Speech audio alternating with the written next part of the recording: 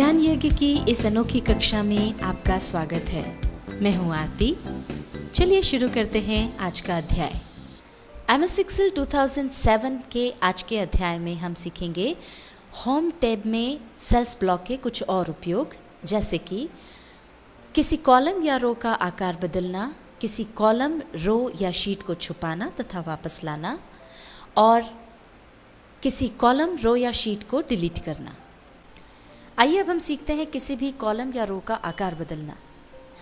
अब जैसा कि आप यहाँ पर देख सकते हैं कि इस कॉलम में सितंबर वाला जो मंथ है उसमें सितंबर पूरा लिखा हुआ हमें दिखाई नहीं दे रहा है। तो इसके लिए पहले आप इसको सिलेक्ट कर लीजिए। उसके बाद हम यहाँ फॉर्मेट पर गए, क्लिक किया। अब यहाँ पर आपको कॉलम विड्थ ये ऑप्शन मिलता है, इस पर आप सिलेक्ट करें।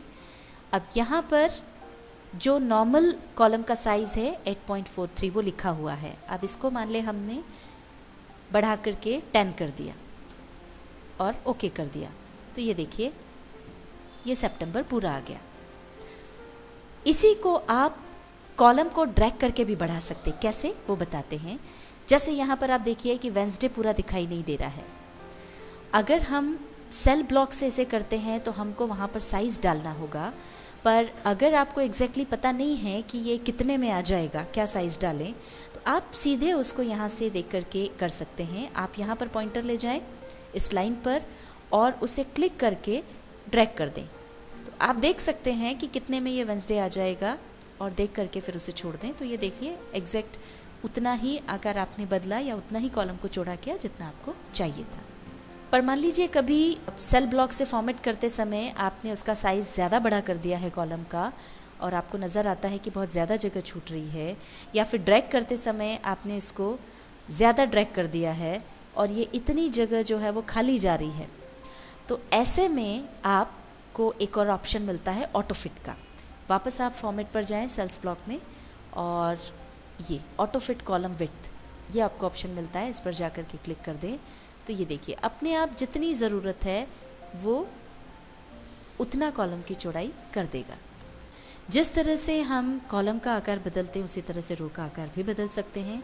मान लीजिए आपको किसी रो की हाइट बढ़ानी है या कम करनी है, तो वो भी आप कर सकते हैं। उसके लिए भी वही ऑप्शन है, आप रो की जिस रो को आपको बढ़ाना है या जिस रो का आकार बदलना है उस रो के नीचे की लाइन पर पॉइंटर रखें और उसके बाद उसे ड्रैग कर दें। ये देखिए ये रो की हाइट अपने आप बढ़ गई।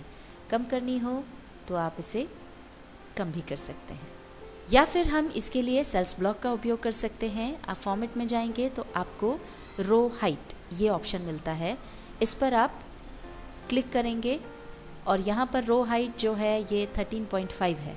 अब इसको मान लीजिए बढ़ाना है, हमको बढ़ा करके 20 करना है। ये हमने 20 किया, ओके किया, तो ये अपने आप हाइट बढ़ गई। अब अगर आपको लगता है कि इस रो की हाइट ज़्यादा है और इसे हमको कम करना है, एक्स्ट्रा इसमें ऊपर नीचे जगह छूट रही है, तो पहले तो आप उसको सिलेक्ट कीजिए और फिर वापस सेल्स ब्लॉक में फॉर्मेट पर जाइए। यहाँ पर आपको ऑटो फिट रो हाइट ये ऑप्शन मिलता है, इस पर क्लिक कीजिए। ये वापस जितनी ज़रूरत थी उतना उसका आकार हो गया। आइए हम सीखते हैं किसी भी कॉलम, रो या शीट को हाइड करना और अनहाइड करना, यानी छुपाना और फिर वापस लाना। जिस भी कॉलम को आप हाइड करना चाहते हैं, मान लीजिए ये जो मंथ वाला ई कॉलम है इसे हम हाइड करना चाहते हैं, तो ये जहाँ ई लिखा हुआ है वहाँ पर जाकर राइट क्लिक करें। जैसे ही आप राइट क्लिक करेंगे तो ये देखिए आपको यहाँ पर नीचे की तरफ हाइड और अनहाइड ये दो ऑप्शन मिलते हैं। हमें हाइड करना है तो हम हाइड पर जाकर के क्लिक कर देंगे। ये देखिए पूरा ई मंथ वाला जो कॉलम है वो हाइड हो गया। इसी तरह से मान लीजिए आपको ये डेट वाला भी हाइड करना है तो उसको भी आप हाइड कर सकते हो। दूसरा तरीका उसका ये है कि आप इस पर जाकर के क्लिक करें और उसके बाद फॉर्मेट पर जाएं। फॉर्मेट में आपको विजिबिलिटी के अंदर हाइड और अनहाइड के ऑप्शन मिलते हैं। अब इसमें हम कॉलम हाइड करना चाहते हैं, इसलिए कॉलम पर जाकर के क्लिक कर देंगे, तो ये देखिए ये हाइड हो गया। तो इस तरह से आप चाह के या तो कॉलम के ऊपर राइट क्लिक करके उसे हाइड कर सकते हैं, या फिर फॉर्मेट में जाकर के भी उसे हाइड कर सकते हैं। अब ये जो दो कॉलम्स यहाँ से ई और यहाँ से जी, ये जो हमने दोनों कॉलम्स हाइड किए हैं, उनको वापस अगर हमको लाना है तो उसके लिए पहले इन दोनों कॉलम को हमने सिलेक्ट किया, जैसे ई कॉलम गायब था तो उसके आसपास के दोनों कॉलम्स को हमने सिलेक्ट किया और उसके बाद यहाँ पर पॉइंटर रख करके राइट क्लिक किया। ये सबसे नीचे ऑप्शन है अनहाइड, ये देखिए अनहाइड किया तो ये ई कॉलम वापस आ गया। इसी तरह से अब हमको जी कॉलम वापस लाना है, तो उसके लिए हमने उसके आसपास के दोनों कॉलम्स एफ और एच को सिलेक्ट किया और इसे हम अब सेल्स ब्लॉक की मदद से अनहाइड करते हैं। उसके लिए हम सेल्स ब्लॉक में फॉर्मेट वाले ऑप्शन पर गए और यहाँ देखिए आपको विजिबिलिटी में अनहाइड कॉलम ये ऑप्शन मिलता है, इस पर आपने क्लिक किया तो ये देखिए जी कॉलम भी वापस आ गया। अभी तो हमने सीखा था किसी कॉलम को हाइड करना और अनहाइड करना। एक या दो कॉलम हैं तो उसको तो हम जिस तरह से हमने आपको बताया उस तरह से वापस ला सकते हैं, पर मान लीजिए कई सारे कॉलम्स आपने हाइड किए हुए हैं, जैसे यहाँ पर आप देख सकते हैं कि बी कॉलम नहीं है, उसके बाद ई कॉलम नहीं है, फिर जी कॉलम नहीं है। ऐसे ही अगर कई सारे कॉलम्स हाइड किए हुए हैं तो एक एक कॉलम को वापस लाने की बजाय आप यहाँ लेफ्ट हैंड कॉर्नर पे ऊपर सबसे यहाँ जब जाएंगे और क्लिक करेंगे तो ये पूरी जो शीट है वो सिलेक्ट हो गई। अब इसके बाद आप जाएं सेल्स ब्लॉक में फॉर्मेट पर और विजिबिलिटी अन में जाकर के अनहाइड कॉलम्स पर आप क्लिक कर दें तो ये देखिए एक साथ जितने भी कॉलम्स हाइड हुए थे वो सब के सब अनहाइड हो गए और वापस आ गए। कॉलम्स की तरह ही हम रोज को भी हाइड और अनहाइड कर सकते हैं। उसके लिए रो पर जाकर के हम उसे सिलेक्ट करेंगे और वहीं पर पॉइंटर रख करके राइट क्लिक करेंगे और हाइड ऑप्शन पर क्लिक कर देंगे। ये देखिए रो गायब हो गई। इसी तरह से आप सेल्स ब्लॉक का भी उपयोग कर सकते हैं। जिस भी रो को हाइड करना है, मान लीजिए 6 रो को हाइड करना है, उस पर क्लिक करें और फिर सेल्स में फॉर्मेट पर जाएं, विजिबिलिटी में से हाइड रो पर जाकर के क्लिक कर दें। ये देखिए ये गायब हो गई। रोज या कॉलम्स को हाइड करने का एक और तरीका है, जिस भी रो को या कॉलम को आपको हाइड करना है उसकी लाइन पर आप पॉइंटर रखें।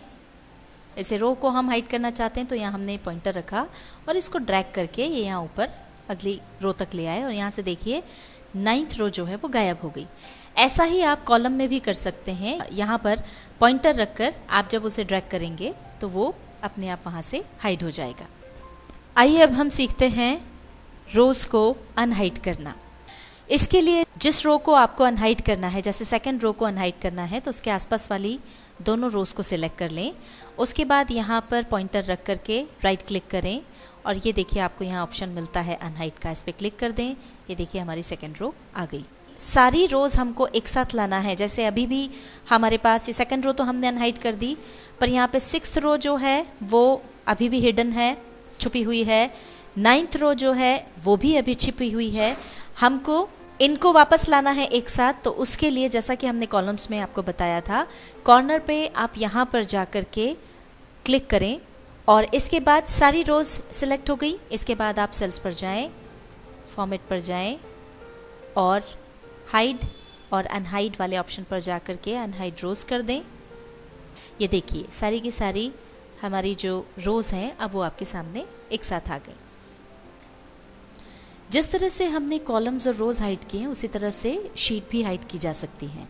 अब जैसे यहाँ पर शीट 1 ओपन है, इसको हमें हाइड करना है तो सेल्स ब्लॉक में फॉर्मेट पर गए और ये हाइड अनहाइड में हमको हाइड शीट ऑप्शन मिला, इस पर क्लिक कर दिया। ये देखिए शीट 1 यहाँ से गायब हो गई, हाइड हो गई है और शीट 2 यहाँ पर खुल गई है।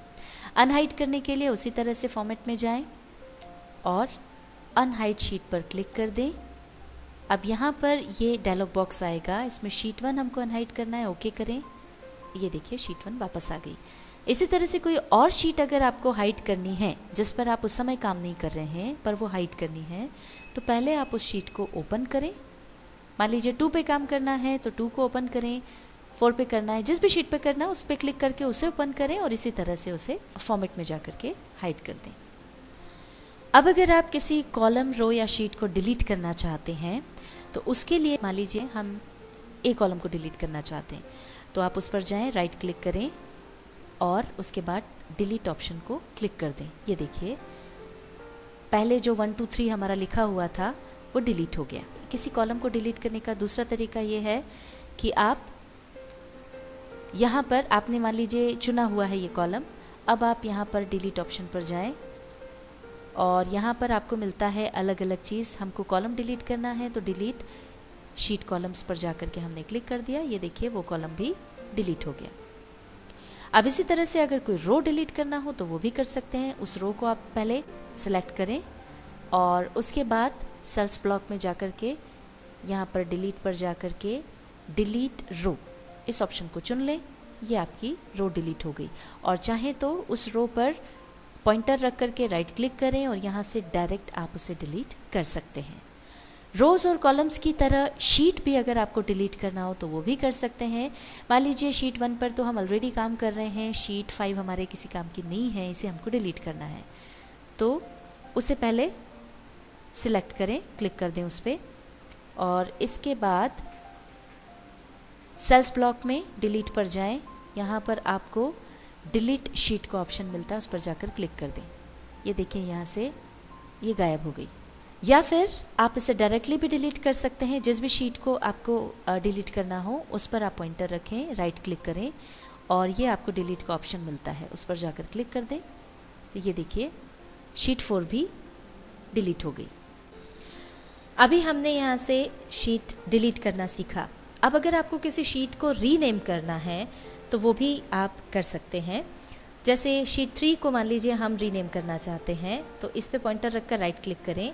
अब यहाँ पर देखिए आपको सारे ऑप्शन मिल जाते हैं। शीट इंसर्ट कर सकते हैं, डिलीट कर सकते हैं, रीनेम करने के लिए भी आपके पास ऑप्शन है, इस पर आप क्लिक करें। अब यहाँ पर जो भी नाम देना चाहते हैं, मान लीजिए इस पर मार्कशीट है और हम ये नाम इसको देना चाहते हैं, ये हमने दिया और इसके बाद ये क्लिक कर दिया बाहर कहीं, तो ये देखिए हमारी शीट 3 अब रीनेम होकर के मार्कशीट हो गई है। इसके अलावा शीट को रीनेम करने का दूसरा तरीका भी है जो आपको सेल्स ब्लॉक में फॉर्मेट ऑप्शन में मिल जाएगा। यहाँ पर आप जाते हैं तो यहाँ पर ऑर्गेनाइज शीट्स ऑप्शन के अंतर्गत आपको मिलता है रीनेम शीट। इस पर क्लिक करके भी आप शीट को रीनेम कर सकते हैं। इसके अलावा शीट अगर कॉपी करना हो, मूव करना हो तो वो भी किया जा सकता है। MS Excel 2007 के आज के अध्याय में हमने सीखा होम टैब के अंतर्गत सेल्स ब्लॉक के कुछ और उपयोग, जैसे कि किसी कॉलम या रो का आकार बदलना, किसी कॉलम, रो या शीट को छुपाना तथा वापस लाना और किसी कॉलम, रो या शीट को डिलीट करना।